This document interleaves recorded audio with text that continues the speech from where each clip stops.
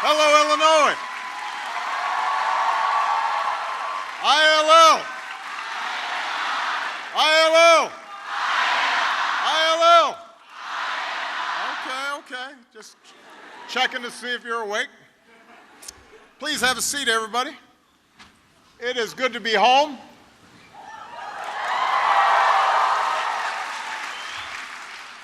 It's good to see corn, beans. I was trying to explain to somebody as we were flying in. That's corn. That's beans. They were very impressed at my agricultural knowledge.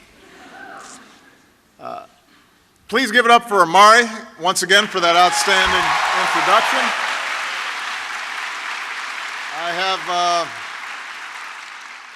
I have a bunch of good friends here today, including somebody who I served with, who is one of the finest senators in the country, and we're lucky to have him. Your senator, Dick Durbin, is here.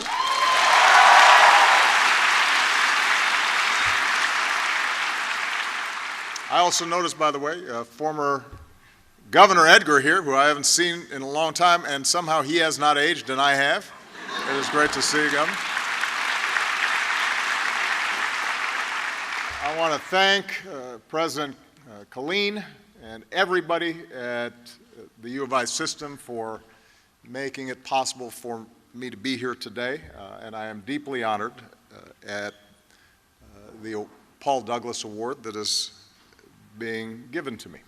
He is somebody who set the path for so much outstanding public service here in Illinois. Now, I want to start by addressing the elephant in the room. I know people are still wondering why I didn't speak at the 2017 commencement. The student body president sent a very thoughtful invitation. Students made a spiffy video, and when I declined, I hear there was speculation that I was boycotting campus until Antonio's Pizza reopened. So I want to be clear. I did not take sides in that late-night food debate. The truth is, after 8 years in the White House, I needed to spend some time one-on-one with Michelle if I wanted to stay married. And she says hello, by the way. I also wanted to spend some quality time with my daughters, who were suddenly young women on their way out the door. And I should add, by the way, now that I have a daughter in college, I can tell all the students here, your parents suffer. They cry privately. It is brutal. So please call, send a text.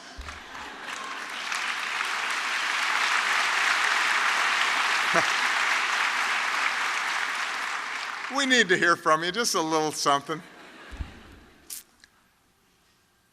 The truth was, I was also intent on following a wise American tradition of ex-presidents gracefully exiting the political stage and making room for new voices and new ideas. And we have our first president, George Washington, to thank for setting that example. After he led the colonies to victory as General Washington, there were no constraints on him, really. He was practically a god to those who had followed him into battle. There was no constitution, there were no democratic norms that guided what he should or could do. And he could have made himself all-powerful. He could have made himself potentially president for life. And instead he resigned as commander-in-chief and moved back to his country as state. And 6 years later, he was elected president. But after 2 terms, he resigned again and rode off into the sunset. And the point Washington made, the point that is essential to American democracy, is that in a government of and by and for the people, there should be no permanent ruling class. There are only citizens who, through their elected and temporary representatives, determine our course and determine our character. I'm here today because this is one of those pivotal moments when every one of us, as citizens of the United States, need to determine just who it is that we are, just what it is that we stand for. And as a fellow citizen, not as an ex-president, but as a fellow citizen, I'm here to deliver a simple message, and that is that you need to vote because our democracy depends on it.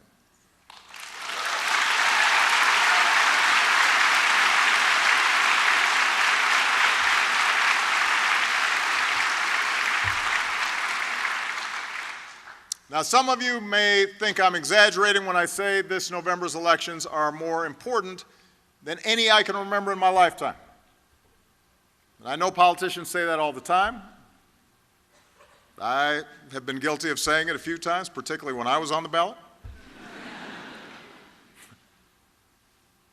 But just a glance at recent headlines should tell you that this moment really is different.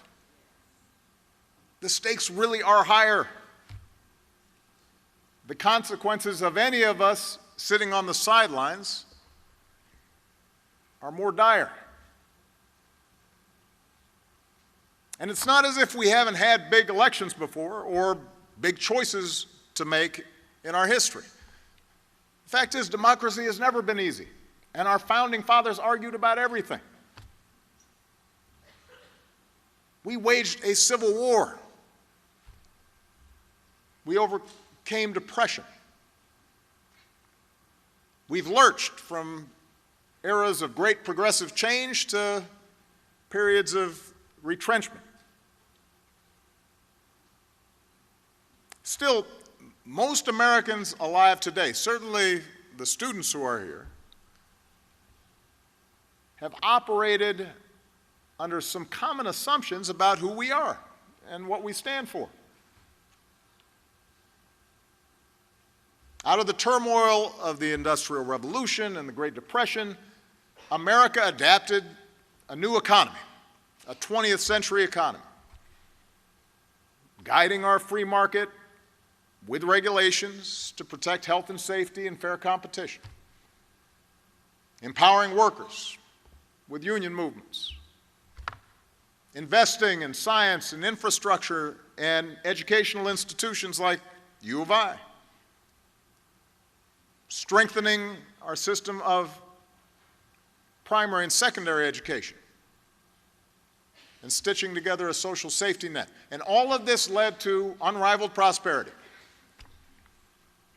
and the rise of a broad and deep middle class, in the sense that if you worked hard, you could climb the ladder of success. Now, not everyone was included in this prosperity. There was a lot more work to do. And so, in response to the stain of slavery and segregation and the reality of racial discrimination, the civil rights movement not only opened new doors for African Americans,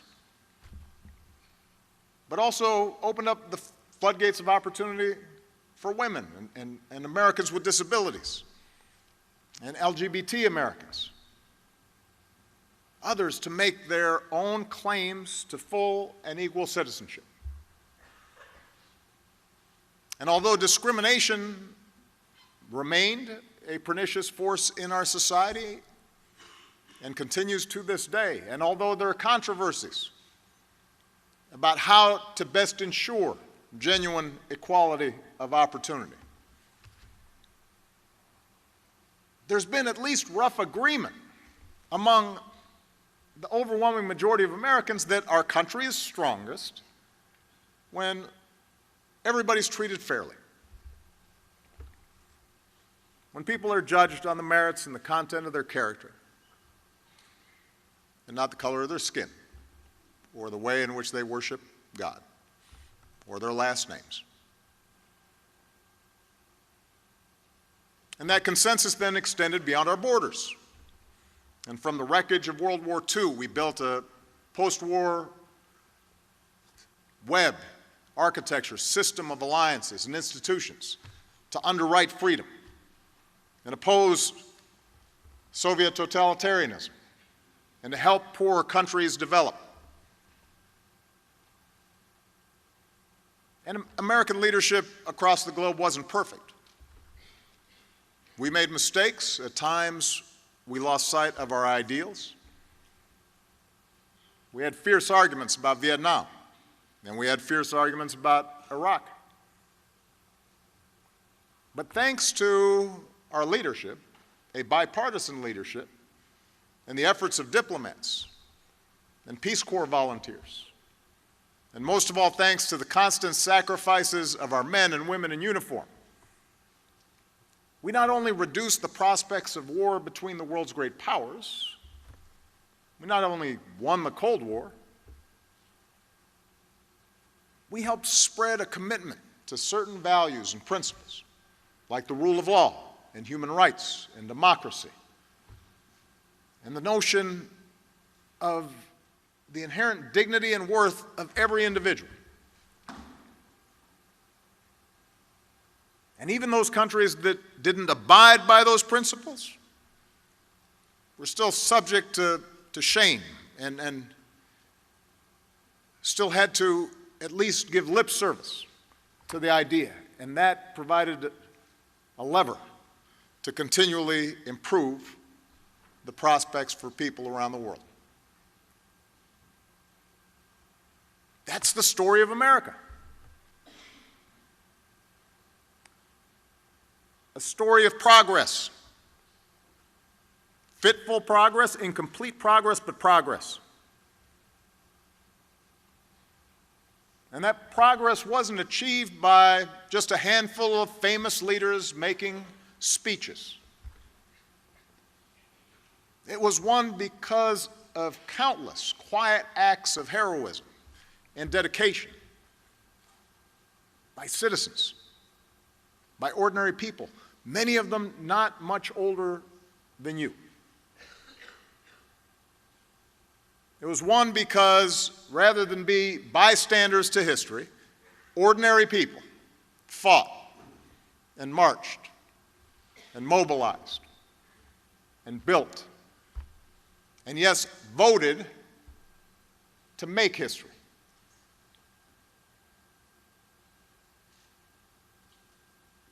Of course, there's always been another, darker aspect to America's story. Progress doesn't just move in a straight line. There's a reason why progress hasn't been easy, and why throughout our history, every 2 steps forward seems to sometimes produce 1 step back. Each time we painstakingly pull ourselves closer to our founding ideals, that all of us are created equal, endowed by our Creator with certain inalienable rights. The ideals that say every child should have opportunity, and every man and woman in this country who's willing to work hard should be able to find a job and support a family and pursue their small piece of the American dream. Our ideals that say we have a collective responsibility to care for the sick and the infirm, and we have a responsibility to conserve the amazing bounty, the natural resources of this country and of this planet for future generations. Each time we've gotten closer to those ideals, somebody somewhere has pushed back. The status quo pushes back. Sometimes the backlash comes from people who are genuinely, if wrongly, fearful of change. More often it's manufactured by the powerful and the privileged who want to keep us divided and keep us angry and keep us cynical because that helps them maintain the status quo and keep their power and keep their privilege. And you happen to be coming of age during one of those moments. It did not start with Donald Trump. He is a symptom, not the cause.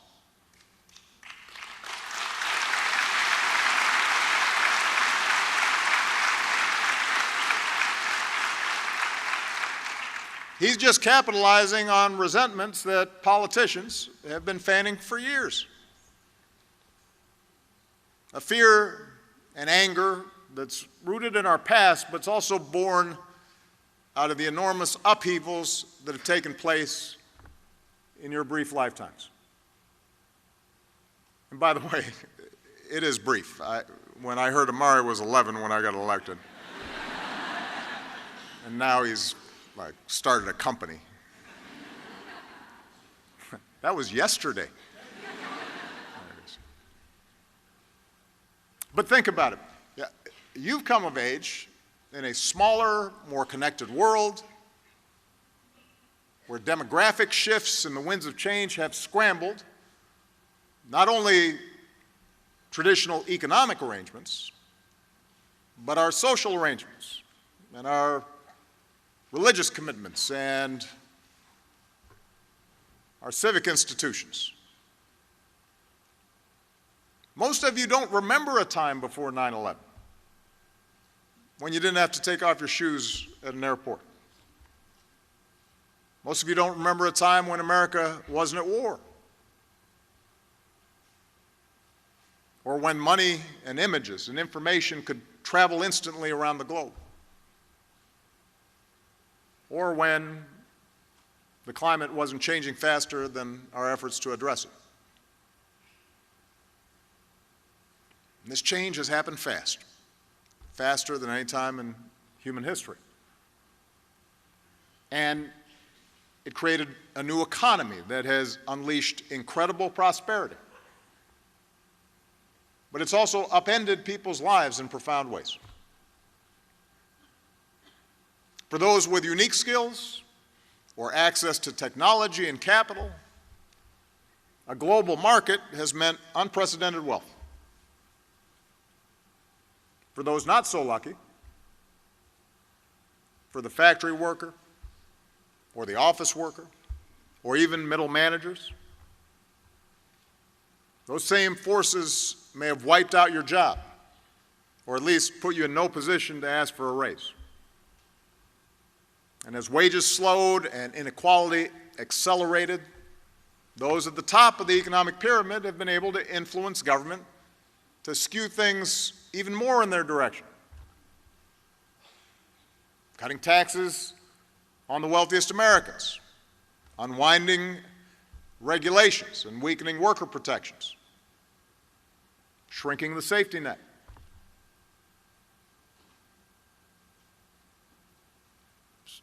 So you have come of age during a time of growing inequality, a fracturing of economic opportunity. And that growing economic divide compounded other divisions in our country: regional, racial, religious, cultural. It made it harder to build consensus on issues. It made politicians less willing to compromise, which increased gridlock, which made people even more cynical about politics. And then the reckless behavior of financial elites triggered a massive financial crisis 10 years ago this week. A crisis that resulted in the worst recession in any of our lifetimes and caused years of hardship for the American people. For many of your parents, for many of your families. Most of you weren't old enough to fully focus on what was going on at the time. But when I came into office in 2009, we were losing 800,000 jobs a month. 800,000. Millions of people were losing their homes. Many were worried we were entering into a second Great Depression.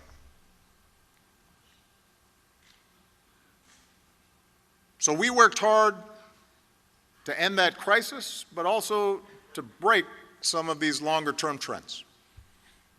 And the actions we took during that crisis returned the economy to healthy growth and initiated the longest streak of job creation on record. And we covered another 20 million Americans with health insurance, and we cut our deficits by more than half, partly by making sure that people like me, who've been given such amazing opportunities by this country, pay our fair share of taxes to help folks coming up behind them.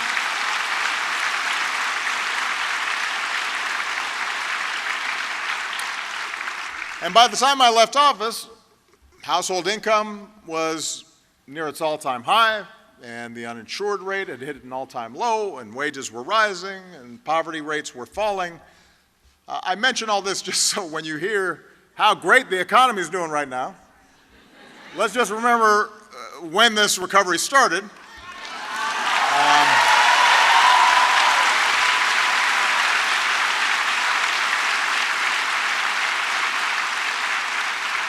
I mean, I'm glad it's continued, but when you hear about this economic miracle that's been going on, when the job numbers come out, monthly job numbers, and suddenly Republicans are saying it's a miracle, I have to kind of remind them, actually, those job numbers are the same as they were in 2015, and 2016, and anyway,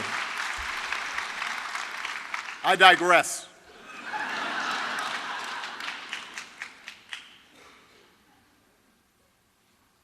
So we made progress, but, and this is the truth, my administration couldn't reverse 40-year trends in only 8 years, especially once Republicans took over the House of Representatives in 2010 and decided to block everything we did. Even things they used to support. So we pulled the economy out of crisis, but to this day, too many people who once felt solidly middle class still feel very real and very personal economic insecurity. Even though we took out bin Laden and wound down the wars in Iraq and our combat role in Afghanistan and got Iran to halt its nuclear program, the world's still full of threats and disorder that come streaming through people's televisions every single day. And these challenges get people worried, and it frays our civic trust. And it makes a lot of people feel like the fix is in, and the game is rigged, and nobody's looking out for them, especially those communities outside our big urban centers. And even though your generation is the most diverse in history, with a greater acceptance and celebration of our differences than ever before, those are the kinds of conditions that are ripe for exploitation by politicians who have no compunction and no shame about tapping into America's dark history of racial and ethnic and religious division. Appealing to tribe,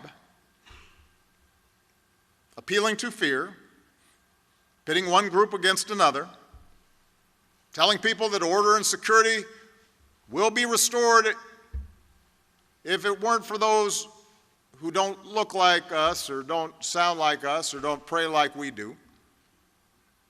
That's an old playbook. It's as old as time. And in a healthy democracy, it doesn't work. Our antibodies kick in. And people of goodwill from across the political spectrum call out the bigots and the fear-mongers and work to compromise and get things done and promote the better angels of our nature.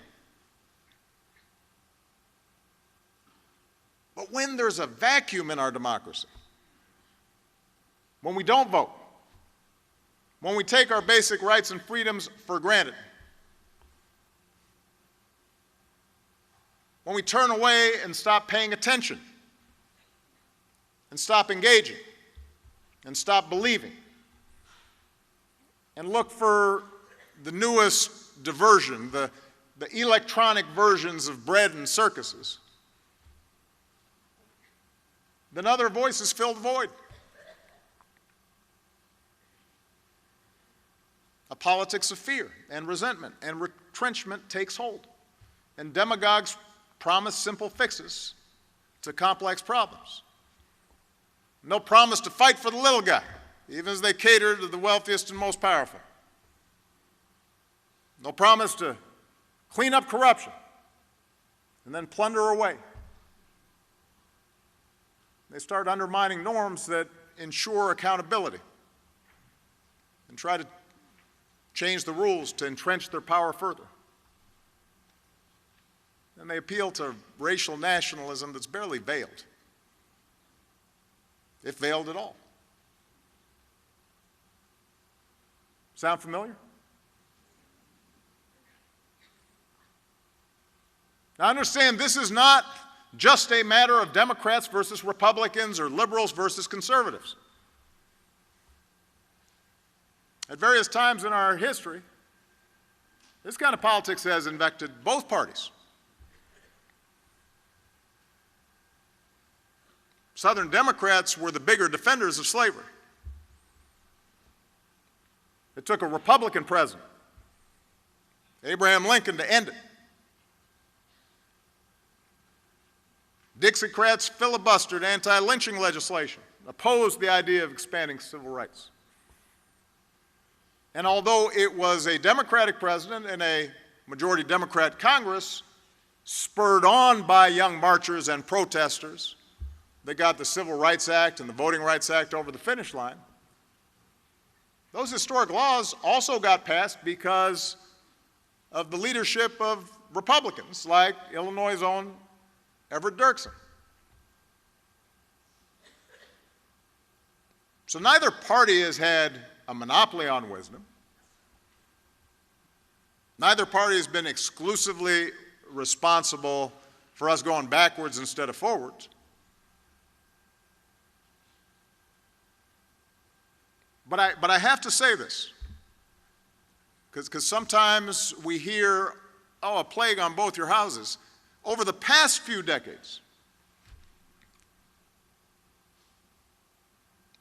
wasn't true when Jim Edgar was a governor here in Illinois, or Jim Thompson was governor. Got a lot of good Republican friends here in Illinois. But over the past few decades, the politics of division and resentment and paranoia has unfortunately found a home in the Republican Party. This Congress has championed the unwinding of campaign finance laws to give billionaires outside influence over our politics, systematically attacked voting rights to make it harder for young people and minorities and the poor to vote, handed out tax cuts without regard to deficits, slashed the safety net wherever it could, cast dozens of votes to take away health insurance from ordinary Americans, embraced wild conspiracy theories like those surrounding Benghazi or my birth certificate, rejected science, rejected facts on things like climate change, embraced a rising absolutism from a willingness to default on America's debt by not paying our bills to a refusal to even meet, much less consider, a qualified nominee for the Supreme Court because he happened to be nominated by a Democratic president. None of this is conservative.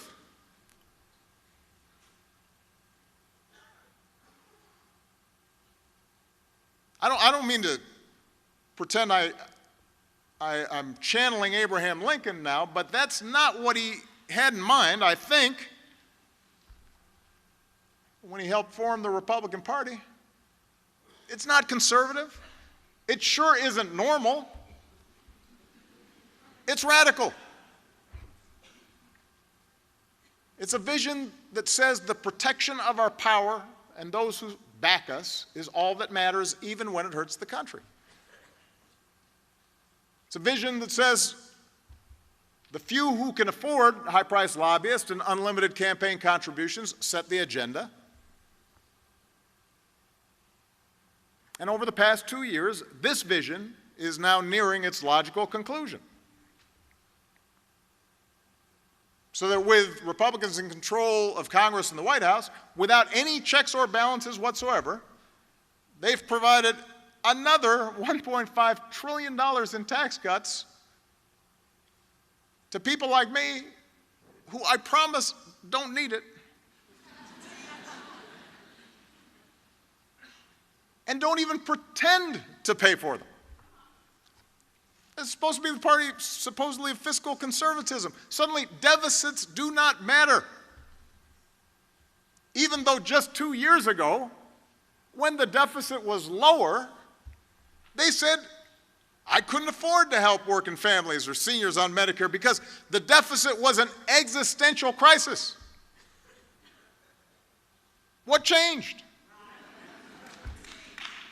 What changed? They're subsidizing corporate polluters with taxpayer dollars, allowing dishonest lenders to take advantage of veterans and students and consumers again. They've made it so that the only nation on earth to pull out of the global climate agreement, it's not North Korea, it's not Syria, it's not Russia or Saudi Arabia, it's us, the only country. There are a lot of countries in the world. We're the only ones.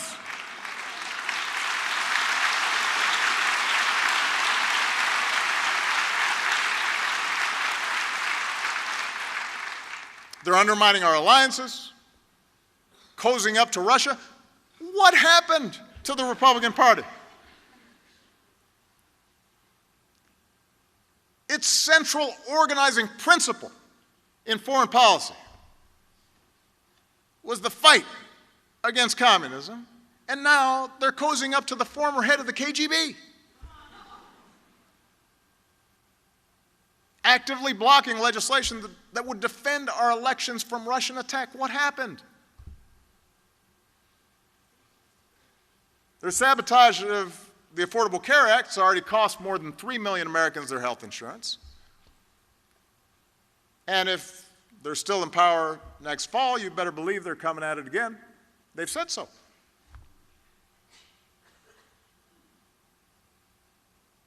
In a healthy democracy, there's some checks and balances on this kind of behavior, this kind of inconsistency. But right now, there's nothing. Republicans who know better in Congress, and they're there, they're quoted saying, yeah, we know this is kind of crazy, are still bending over backwards to shield this behavior from scrutiny or accountability or consequence. Seem utterly unwilling to find the backbone to safeguard the institutions that make our democracy work. And by the way, the claim that everything will turn out okay because there are people inside the White House who secretly aren't following the president's orders, that is not a check. I'm being serious here. That's not how our democracy is supposed to work. These people aren't elected. They're not accountable. They're not doing us a service by actively promoting 90% of the crazy stuff that's coming out of this White House and then saying, don't worry, we're preventing the other 10%. That's not how things are supposed to work. This is not normal. So these are extraordinary times, and they're dangerous times. But here's the good news. In 2 months, we have the chance, not the certainty, but the chance, to restore some semblance of sanity to our politics.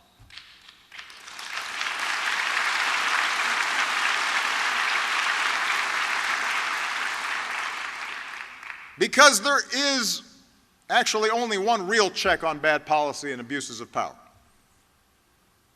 and that's you. You and your vote.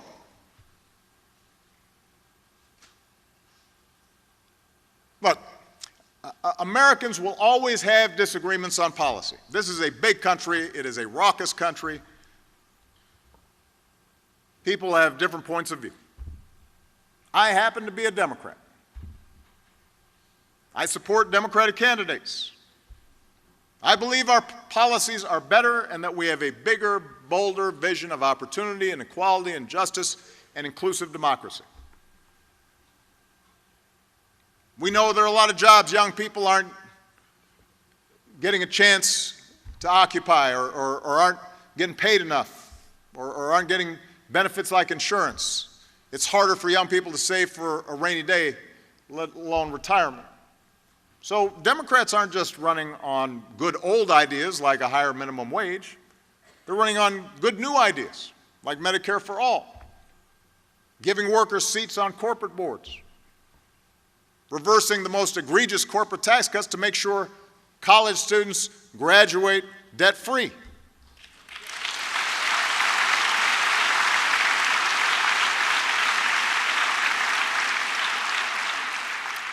We know that people are tired of toxic corruption and that democracy depends on transparency and accountability. So Democrats aren't just running on good old ideas like requiring presidential candidates to release their tax returns and barring lobbyists from making campaign contributions, but on good new ideas, like barring lobbyists from getting paid by foreign governments.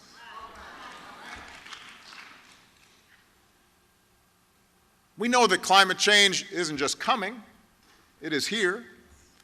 So Democrats aren't just running on good old ideas like increasing gas mileage in our cars, which I did and which Republicans are trying to reverse, but on good new ideas like putting a price on carbon pollution. We know that in a smaller, more connected world, we can't just put technology back in a box. We can't just put walls up all around America. Walls don't keep out threats like terrorism or disease.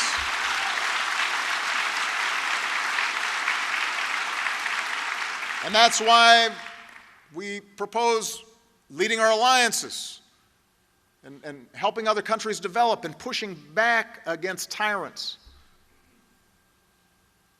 And Democrats talk about reforming our immigration system. So yes, it is orderly and it is fair and it is legal, but it continues to welcome strivers and dreamers from all around the world. That's why I'm a Democrat. That's a set of ideas that I believe in. But I am here to tell you that even if you don't agree with me or Democrats on policy, even if you believe in more libertarian economic theories, even if you are an evangelical and our position on certain social issues is a bridge too far, even if you think my assessment of immigration is mistaken and the Democrats aren't serious enough about immigration enforcement, I'm here to tell you that you should still be concerned with our current course and should still want to see a restoration of honesty and decency and lawfulness in our government.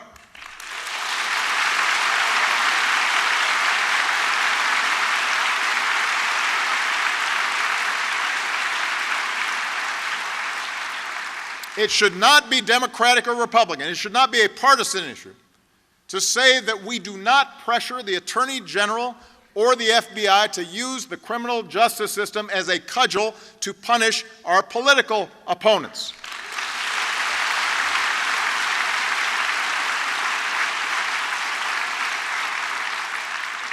Or to explicitly call on the Attorney General to protect members of our own party from prosecution because an election happens to be coming up. I'm not making that up. That's not hypothetical. It shouldn't be Democratic or Republican to say that we don't threaten the freedom of the press because they say things or publish stories we don't like. I complained plenty about Fox News, but you never heard me threaten to shut them down or call them enemies of the people. It shouldn't be Democratic or Republican to say we don't target certain groups of people based on what they look like or how they pray. We are Americans. We're supposed to stand up to bullies,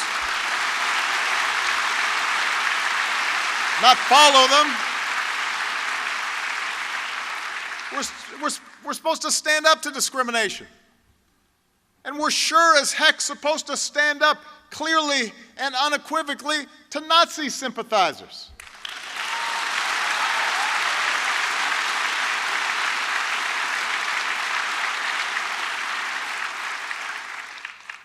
How hard can that be, saying that Nazis are bad?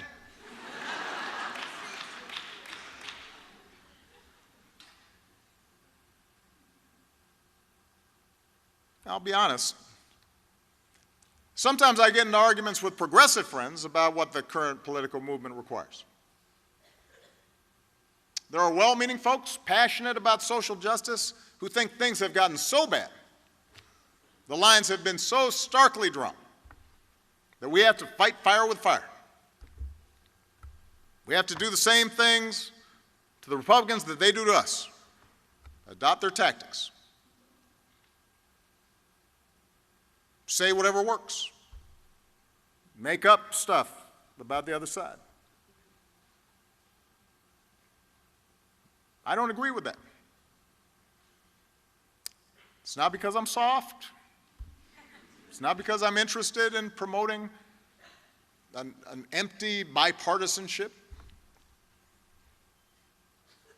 I don't agree with it because eroding our civic institutions and our civic trust, and making people angrier and yelling at each other and making people cynical about government, that always works better for those who don't believe in the power of collective action.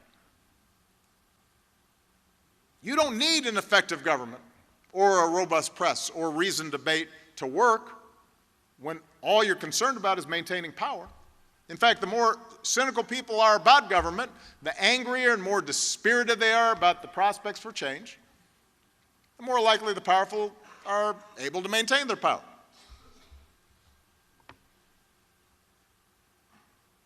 But we believe that in order to move this country forward, to actually solve problems and make people's lives better, we need a well-functioning government. We need our civic institutions to work. We need cooperation among people of different political persuasions.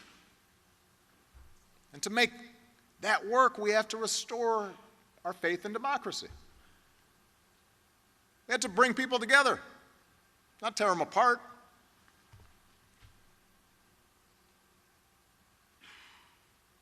We need majorities in Congress and state legislatures who are serious about governing and want to bring about real change and improvements in people's lives.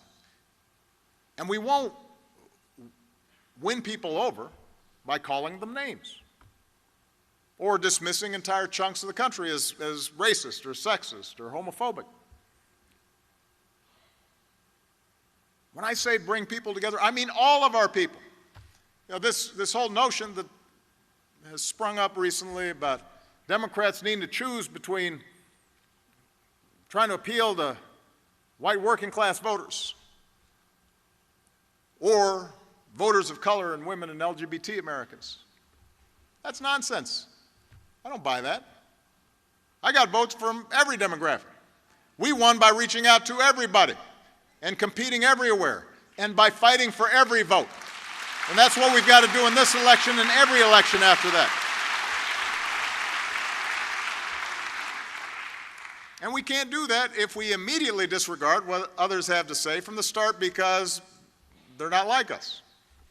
Because they're white, or they're black, or they're man, or a woman, or they're gay, or they're straight. If we think that somehow there's no way they can understand how I'm feeling, and therefore don't have any standing to speak on certain matters because we're only defined by certain characteristics. That doesn't work if you want a healthy democracy.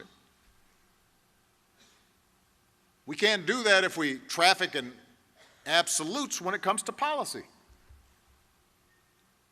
You know, to make democracy work, we have to be able to get inside the reality of people who are different, have different experiences, come from different backgrounds. We have to engage them even when it is frustrating. We have to listen to them even when we don't like what they have to say. We have to hope that we can change their minds, and we have to remain open to them changing ours. And that doesn't mean, by the way, abandoning our principles or caving to bad policy in the interests of maintaining some phony version of civility. That seems to be, by the way, the definition of civility offered by too many congressional Republicans right now. We will be polite so long as we get 100% of what we want and you don't call us out on the various ways that we're sticking it to people. And we'll click our tongues and issue vague statements of disappointment when the president does something outrageous, but we won't really actually do anything about it. That's not civility. That's abdicating your responsibilities. But again, I digress.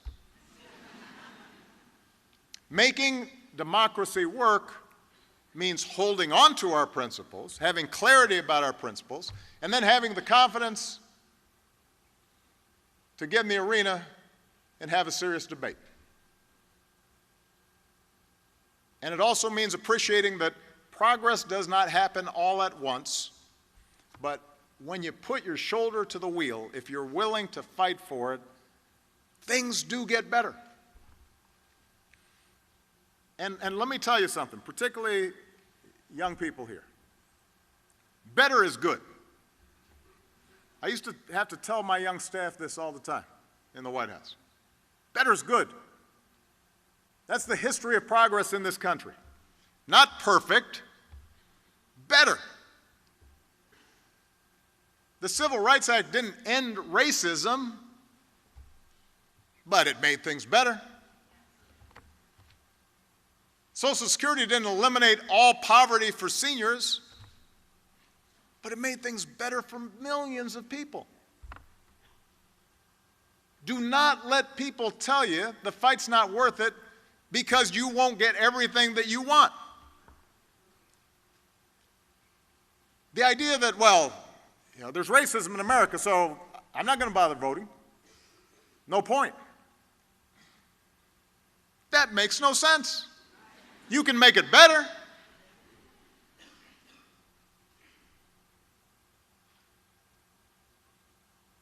Better's always worth fighting for. That's how our founders expected this system of self-government to work. That through the testing of ideas and the application of reason and evidence and proof, we could sort through our differences, and nobody would get exactly what they wanted, but it would be possible to find a basis for common ground.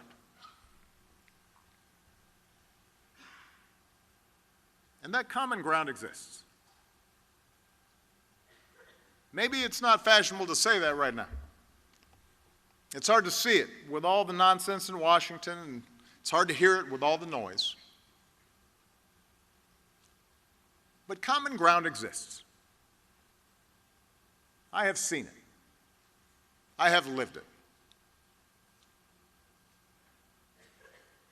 I know there are white people who care deeply about black people being treated unfairly. I have talked to them and loved them. And I know there are black people who care deeply about the struggles of white rural America. I'm one of them, and I have a track record to prove it. I know there are evangelicals who are deeply committed to doing something about climate change. I've seen them do the work. I know there are conservatives who think there's nothing compassionate about separating immigrant children from their mothers. I know there are Republicans who believe government should only perform a few minimal functions, but that one of those functions should be making sure nearly 3,000 Americans don't die in a hurricane and its aftermath.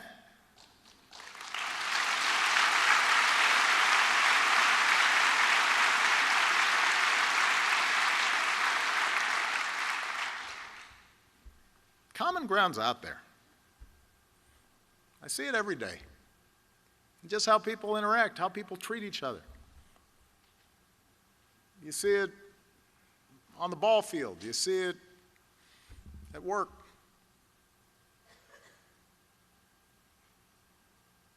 You see it in places of worship.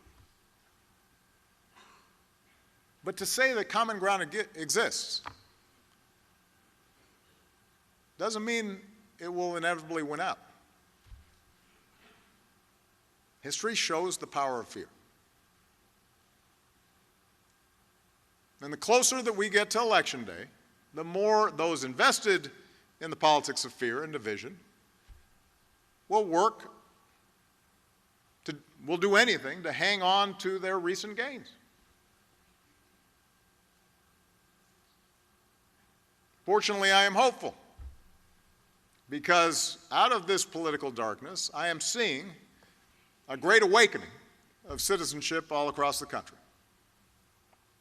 I cannot tell you how encouraged I've been by watching so many people get involved for the first time, or the first time in a long time. They're marching and they're organizing and they're registering people to vote, and they're running for office themselves. Look at this crop of Democratic candidates running for Congress and running for governor, running for the state legislature, running for district attorney, running for school board. It is a movement of citizens who happen to be younger and more diverse and more female than ever before, and that's really useful.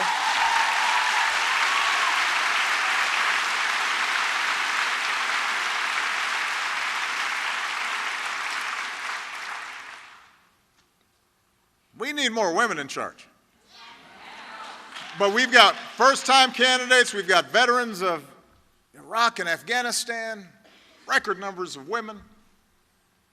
Americans who previously maybe didn't have an interest in politics as a career, but laced up their shoes and rolled up their sleeves and grabbed a clipboard because they too believe this time's different.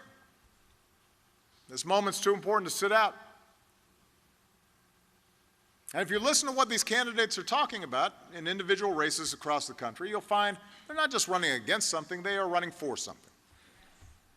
They're running to expand opportunity, and they're running to restore the honor and compassion that should be the essence of public service. And speaking as a Democrat, that's when the Democratic Party has always made the biggest difference in the lives of the American people, when we led with conviction and principle and bold new ideas.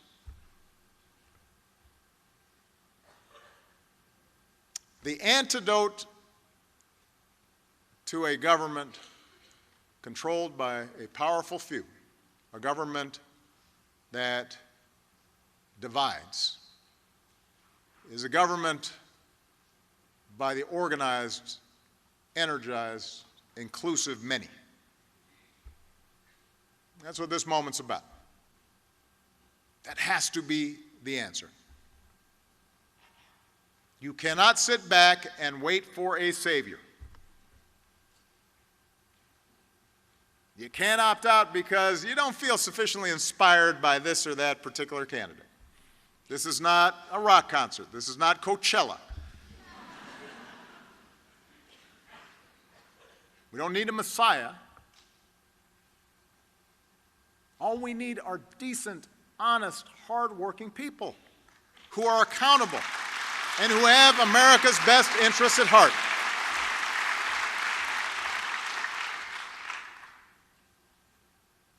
And they'll step up, and they'll join our government, and they will make things better if they have support. One election will not fix everything that needs to be fixed, but it will be a start. And you have to start it. What's going to fix our democracy is you.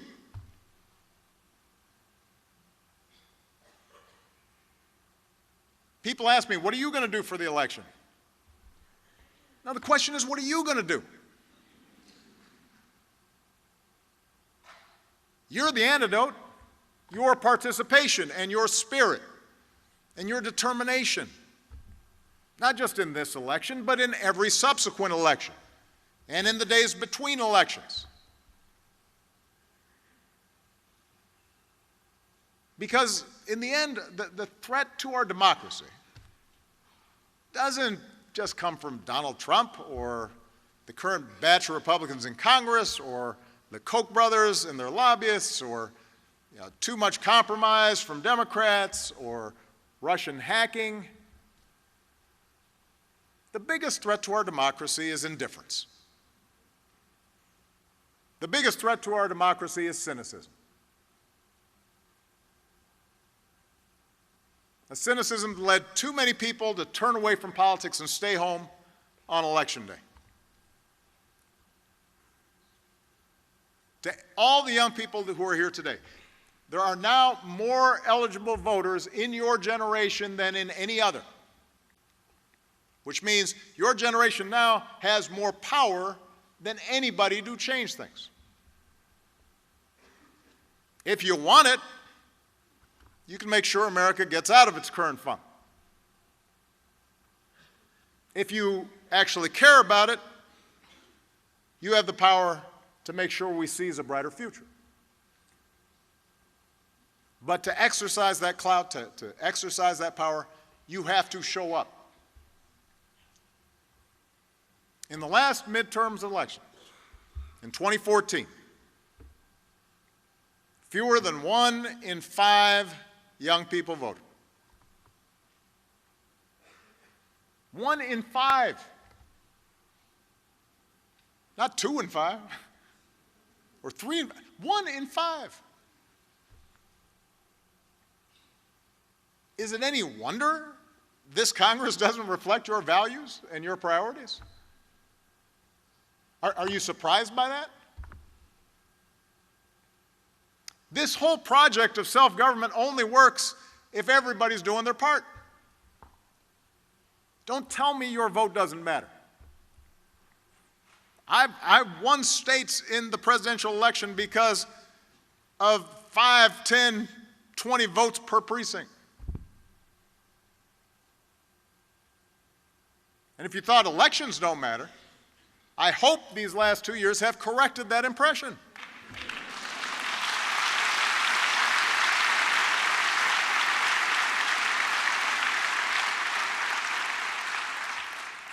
So if you don't like what's going on right now, and you shouldn't, do not complain. Don't hashtag. Don't get anxious. Don't retreat. Don't binge on whatever it is you're binging on. Don't lose yourself in ironic detachment. Don't put your head in the sand. Don't boo. Vote. Vote.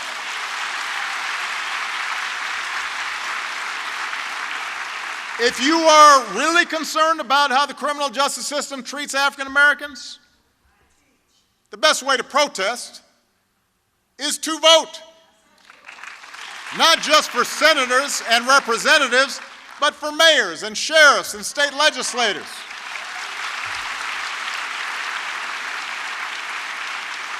do what they just did in Philadelphia and Boston, and elect state's attorneys and district attorneys who are looking at issues in a new light, who realize that the vast majority of law enforcement do the right thing in a really hard job. And we just need to make sure all of them do. If you're tired of politicians who offer nothing but thoughts and prayers after a mass shooting, you've got to do what the Parkland kids are doing. Some of them aren't even eligible to vote yet. They're out there working to change minds and registering people. And they're not giving up until we have a Congress that sees your lives as more important than a campaign check from the NRA. You've got to vote.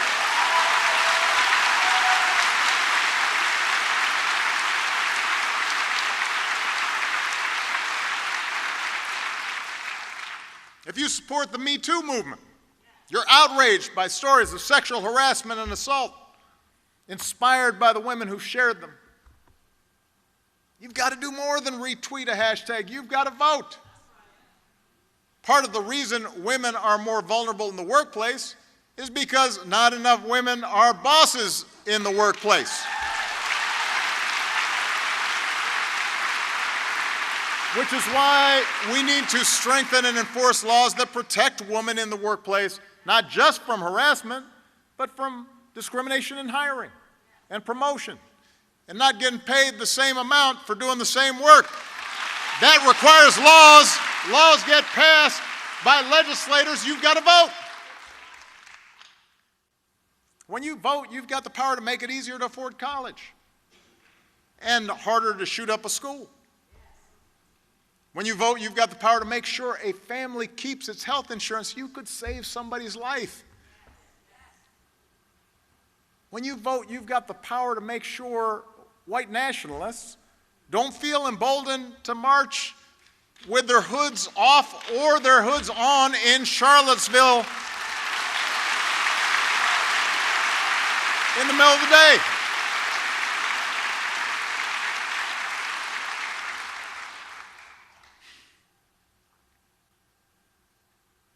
Minutes.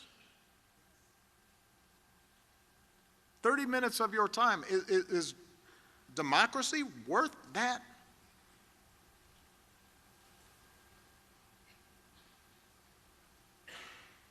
We have been through much darker times than these. And somehow each generation of Americans carried us through to the other side. Not by sitting around and waiting for something to happen. Not by leaving it to others to do something, but by leading that movement for change themselves. And if you do that, if you get involved and you get engaged and you knock on some doors and you talk with your friends and you argue with your family members and you change some minds and you vote, something powerful happens. Change happens. Hope happens. Not perfection. Not every bit of cruelty and sadness and poverty and disease suddenly stricken from the earth. There'll still be problems, but with each new candidate that surprises you with a victory, that you supported, a spark of hope happens. With each new law that helps a kid read, or helps a homeless family find shelter, or helps a veteran get the support he or she has earned. Each time that happens, hope happens. With each new step we take in the direction of fairness and justice and equality and opportunity, hope spreads. And that can be the legacy of your generation. You can be the generation that at a critical moment stood up and reminded us just how precious this experiment in democracy really is, just how powerful it can be when we fight for it, when we believe in it. I believe in you. I believe you will help lead us in the right direction, and I will be right there with you every step of the way. Thank you, Illinois. God bless you. God bless this country we love. Thank you.